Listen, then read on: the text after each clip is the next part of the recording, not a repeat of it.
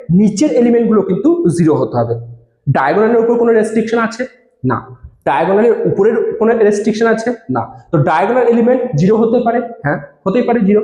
ডায়াগোনালের উপরে এলিমেন্ট 0 হতে পারে, হতেই পারে 0। আমাকে শুধু দেখতে হবে যে ডায়াগোনালের নিচের এলিমেন্টগুলোকে 0 হচ্ছে কিনা। তো এখন তোমার মনে হতে পারে যে ডায়াগোনালের নিচে যেহেতু কন্ডিশন আছে যে নিচের এলিমেন্টগুলোকে 0 হতে হবে, তাহলে এটাকে আপার ট্রায়াঙ্গুলার কেন বলছে? লোয়ার ট্রায়াঙ্গুলার বলতে পারতো, কারণ আমার কন্ডিশন তো অ্যাপ্লাই হচ্ছে নিচে।